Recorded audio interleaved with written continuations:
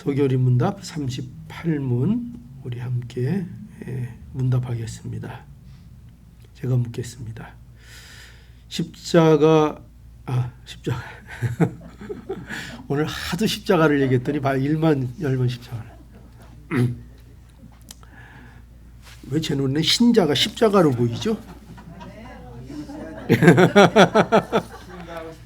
예, 예. 신자가 부활할 때 그리스도에게서 받는 유익이 무엇입니까? 신자는 부활할 때 영광 중에 일으키심을 받고 심판날에 공개적인 인정과 죄 없다함을 얻으며 완전히 영원토록 하나님을 온전히 즐거워할 것입니다. 예, 좋습니다. 우리는 지금 계속해서 예수 그리스도를 믿는 자들이 가지는 유익이 무엇인가 하는 것들을 계속해서 살펴보고 있습니다. 오늘 이 38문이 이제 마지막 이제 단락이 됩니다. 이제 다음 문답부터는 또 이제 좀 새로운 것을 우리가 공부하게 되겠는데요. 지금 우리는 계속해서 그리스도인이 되어서 얻는 풍성한 유익들에 대해서 우리가 살펴보고 있습니다. 우리는 그리스도인이 되었습니다.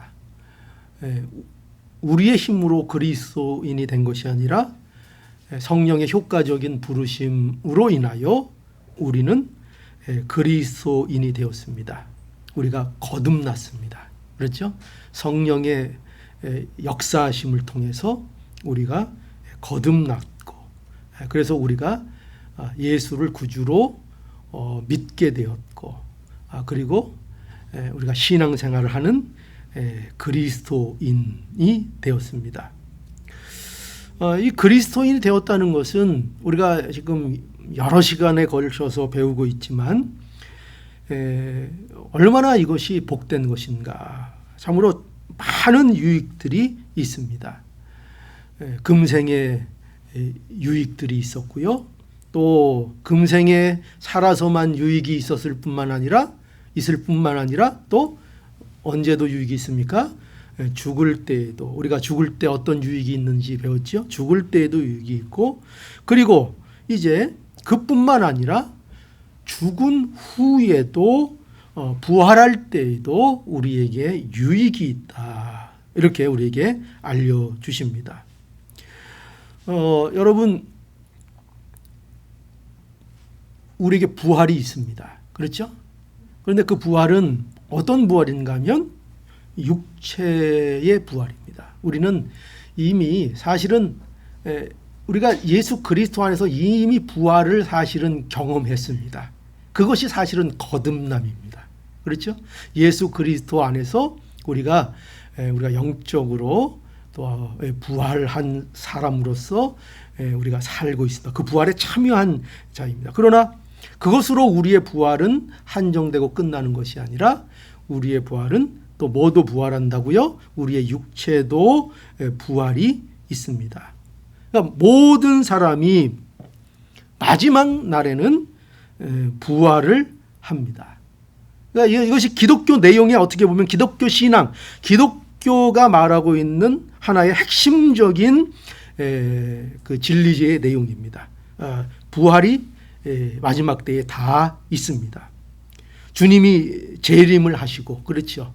우리는 주님에 대한 재림의 소망을 가진 자들입니다. 그것이 이제 그리스도인입니다. 그리고 그날에 부활이 있다는 것을 우리는 믿습니다. 그래서 기독교의 최종적인 소망이 뭐예요? 기독교인들은 반드시 최종적으로 뭐를 바라봐요? 우리가 물론 개인적인 종말을 통해서 우리가 종말을 맞기도 하지만 우리가 최종적으로 바라보는 마지막 순간은 어디입니까?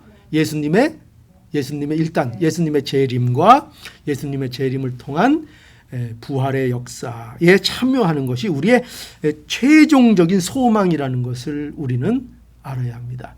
그러니까 하도 이제 시중에서 이 재림에 대한 이단 이런 것들이 워낙 많다 보고 잡음이 많다 보니까 이게 부작용이 뭐냐면은 성경에서 말씀하고 있는 굉장히 좁고 복된 것들이 이 이단들이 워낙 크게 떠들고 선점을 해버려서 마치 그 단어가 잘못됐고 재림을 얘기하면 잘못된 것 같고 그런 우리가 느낌을 받는 이 현실 속에 있습니다. 그렇죠? 그래가지고 우리가 이 재림 얘기하면 아유 뭐 재림 이런 거 얘기하면 뭐 이게 잘못된 거 아니냐 그런 게 어디 있냐 막 이렇게 생각할 수 있지만 성경이 분명하게 증거하고 있는 건 뭐예요? 어느 날 예수님께서 재림하신다 하는 것을 우리에게 약속하고 그 재림의 때가 우리에게 있고 그리고 그때에는 모든 죽은 자들이 부활할 것이다 하는 진리를 기독교가 말하고 있는 것입니다. 그 건전한 교리입니다. 기독교의 교리입니다.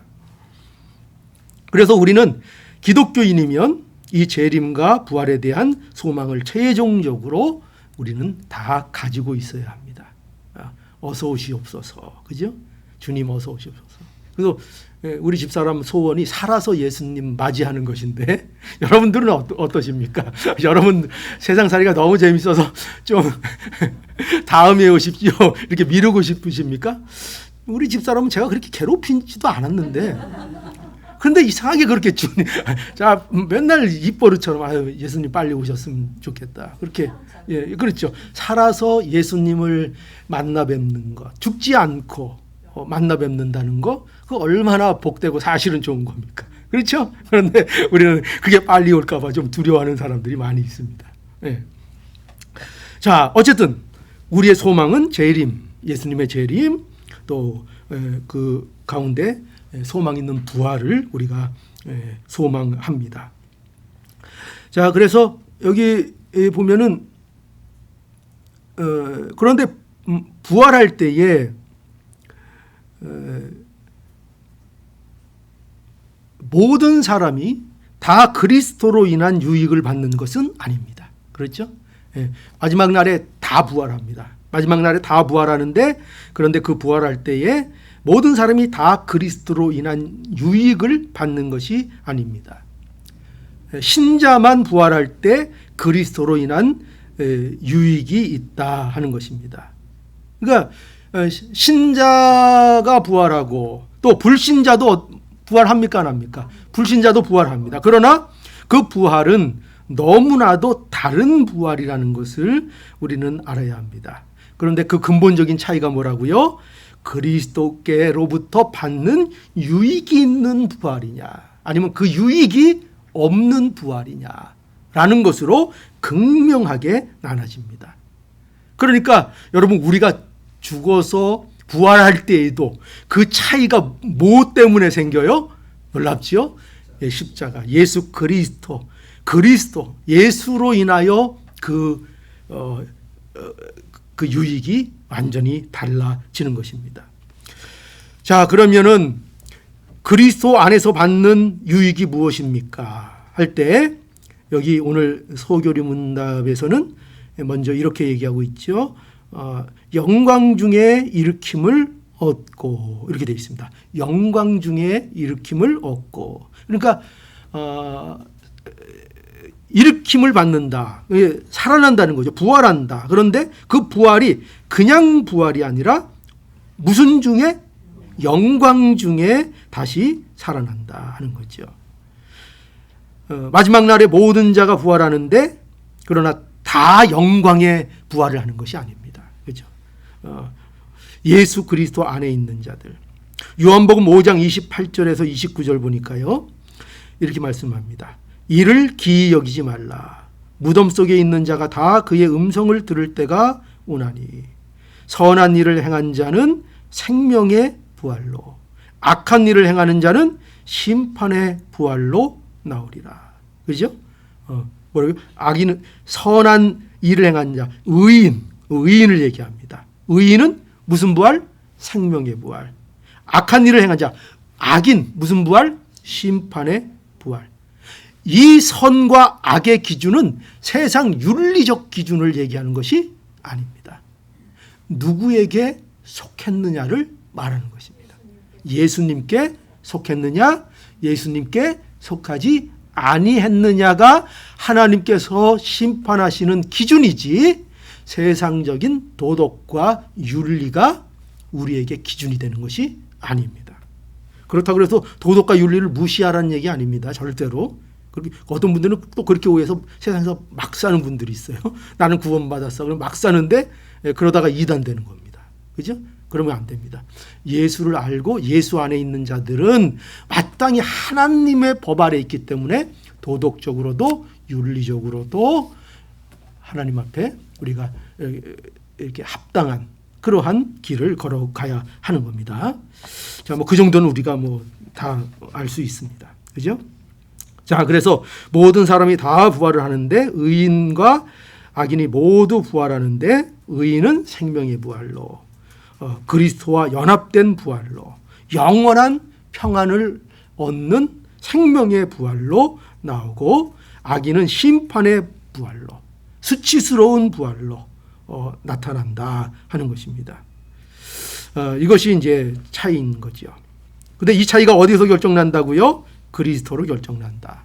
예수 그리스도와 연합된 자인가 아닌 것인가에 달려 있다 하는 것입니다. 이것이 바로 하나님의 약속입니다.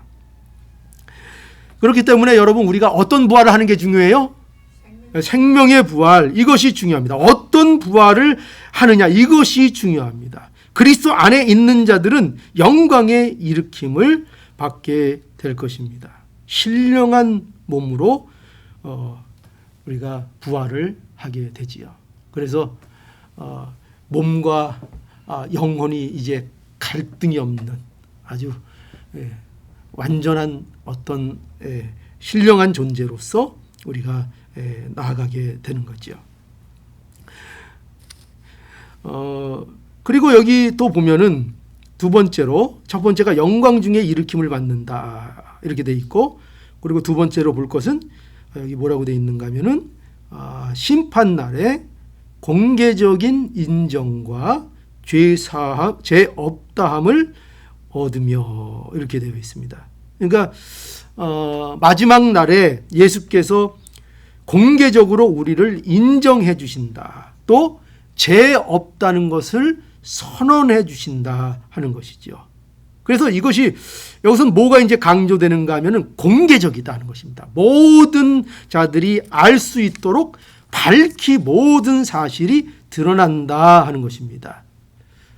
예수께서 신자들을 향한 특별한 선언을 해 주신다 이겁니다. 너희들이 옳았다. 너희들이 옳다. 이것을 어디에요?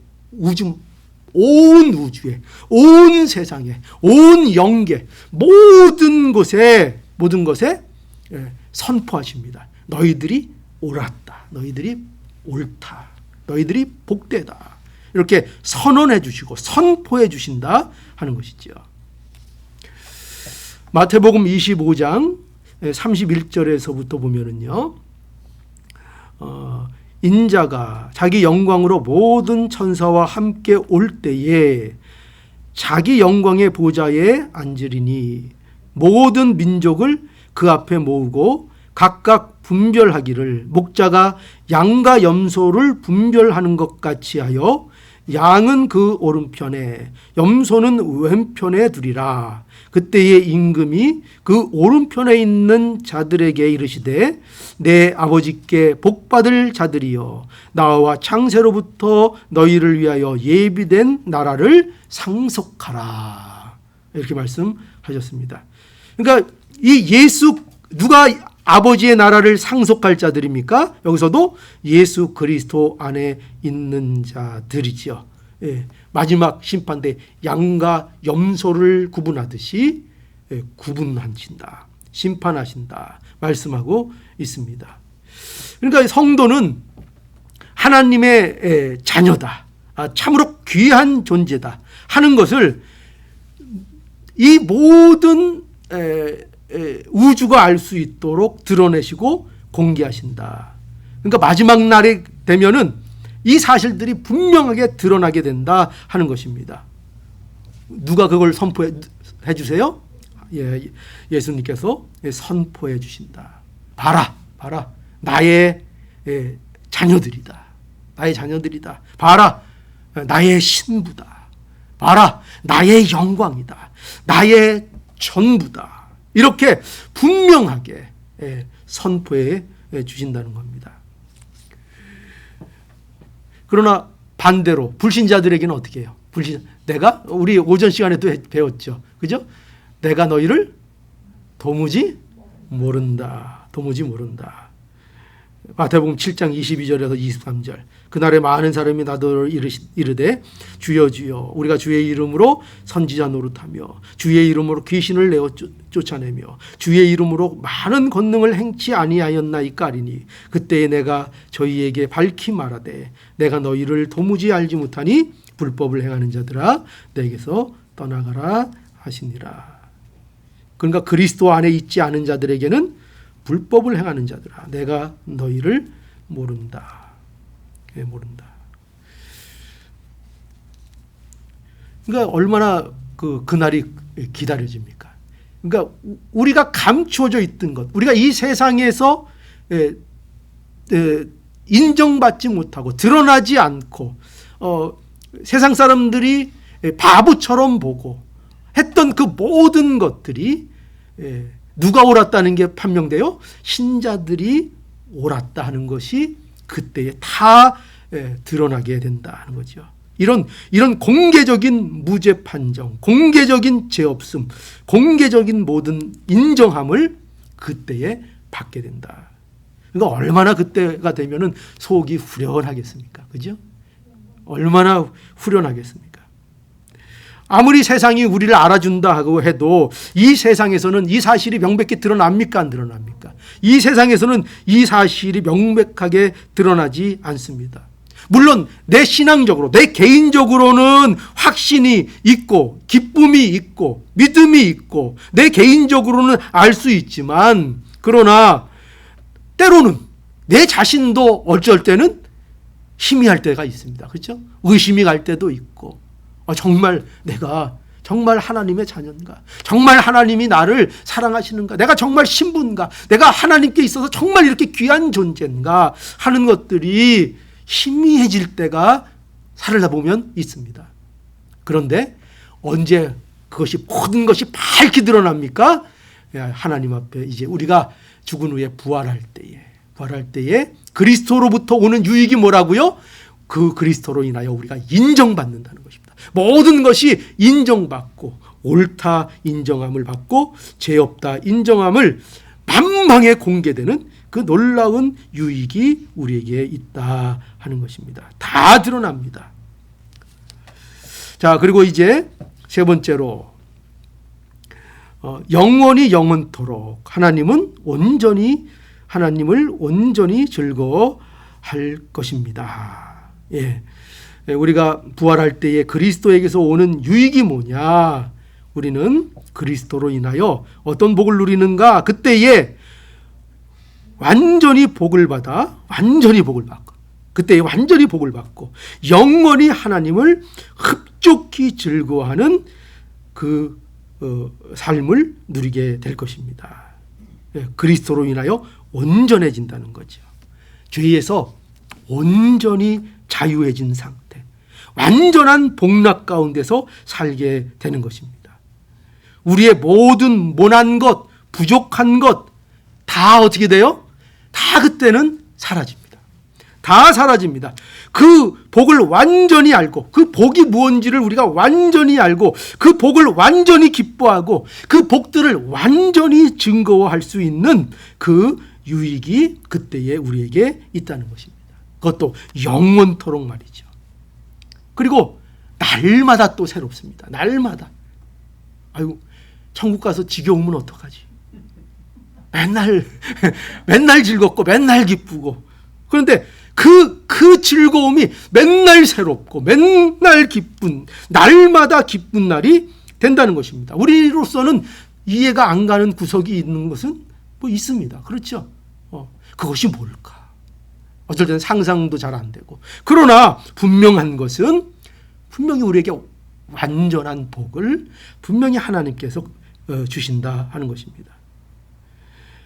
한 사람 한 사람이 또 이렇게 여러분과 가장 아름다운 교제를 또 할 수 있는 우리 성도들이 있잖아요. 그죠? 먼저 간 우리 성도, 믿음의 선진들, 또 우리 식구들, 믿음의 사람들, 그 한 사람 한 사람을 만나고 또 그들과 참으로 복된 교제, 완전한 교제를 할 수 있는, 여러분, 그런 날, 그죠? 그런 유익을 우리가 부활할 때에 받게 된다는 것입니다. 여러분, 여러분들이 세상에 살면서 만나서 가장 설렜던 사람이 누굽니까? 그런 사람들이 있죠. 그죠? 그런 사람들이 있습니다. 그런 것처럼 그 설렘이 한번 생각해 보십시오. 누군지는 비밀로 하고 그 설렜던 사람이 누군지는 비밀로 하되 한번 생각해 보십시오. 그죠? 다 있습니다. 그 설레는 마음. 그러니까 내가 그 설렜던 사람을 통해서 만나고 기쁘고 설렜던 그 기쁨이, 그 완전함을 우리는 어디서 또 경험하게 된다고요? 어디서 그 완전함을? 세상에서는 그것이 그렇게 기쁘고 그렇게 설레고 그렇게 좋았던 교제도 그 완전합니까? 안 완전합니까? 완전할 수 없습니다. 그러나 하나님 앞에 갔을 때, 우리가 부활했을 때에 그 완전한 교제와 완전한 기쁨을 맛볼 수 있다 하는 것입니다. 얼굴과 얼굴을 맞대고 희미하지 않고, 그죠? 이 세상에서 우리가 맛보았던 것들의 모든 완성형, 그것을 천국에서 우리가 부활 후에 만나게 될 것입니다. 얼마나, 한번 생각해 보십시오. 여러분들이 살면서 느꼈던, 또 좋아했던 어떤 일들에 대하여, 어떤 목록들에 대해서 한번 여러분들이 생각해 보십시오. 내가 이걸 했을 때 이거 참 이만큼 기뻤어. 내가 이 사람을 만났을 때 이만큼 기뻤어. 나에게 이런 기쁨이 있었어.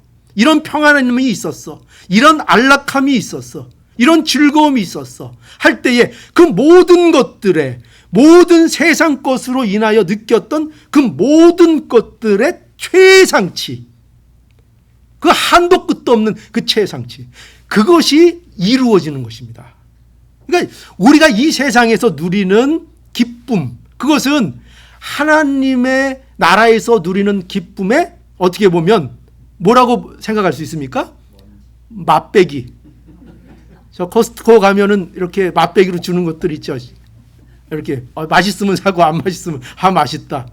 그러니까 우리가 이 세상에서 누리는 것들은 천국의 최상의 그 아름다움과 복됨과 즐거움의 어떤 이렇게 약간의 맛배기들로 우리에게 주신 겁니다. 그런데 우리는 그걸 누릴 때에도 막 감격하고 막 뒤로 넘어질 정도로 좋아하고 그러잖아요. 막 이거 세상에 이런 일이에요. 막 그러면서 좋아하잖아요. 그런데 그게 뭐라고요? 그게 천국 가면은 그냥 하나님께서 맛배기로, 천국의 기쁨이 뭔지를 그나마 알 수 있도록 맛배기로 조금 보여주신 것인데 우리는 그거 갖고 막 넘어가죠. 막 너무 좋아서. 그러니까 천국이 그렇다는 것입니다. 천국 가면 그 모든 완성형을 우리가 맛보게 되는 것입니다.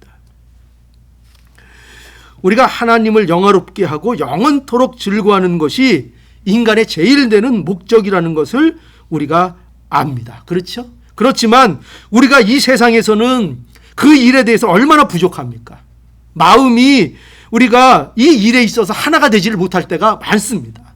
우리가 마음이 갈등을 갖게 되고 마음이 나뉘게 되고, 그래서 하나님을 영화롭게 하자고 하는 소원은 있지만, 그러나 오히려 우리가 하나님의 영광을 가릴 때가 얼마나 많습니까? 하나님을 즐거워하고자 하지만 오히려 세상 것들에 마음을 빼앗기고 사는 때가 얼마나 우리가 많습니까? 그런데 하나님을 영토록 즐거워하며 그에게 영광을 돌리는 이 일에 있어서 그 완성형이 어디서 완성된다고요? 우리가 부활하면 그 신령한 몸을 입고 우리의 영혼이 함께 해서 영원한 나라에 들어갈 때 이 모든 우리의 기쁨의 완성이 이루어진다 하는 것입니다. 그래서 얼마나 이런 문제에 있어서 자유로운 자로, 진리에 대해서 자유로운 자가 되어서 마음껏 그 진리를 따라 나갈 수 있는 이 복된 우리의 모습이 되어지는 거죠. 자, 그러니 여러분, 이제 끝으로 우리가 이런 문제들에 대해서 생각할 때에 우리는 예수 그리스도 안에서 누리는 유익이 우리에게 얼마나 정말 좋고 풍성한지를 우리가 잊지 않아야 하겠습니다. 그런데 이 모든 유익이 누구로부터 인하여 우리에게 얻게 되는 거라고요?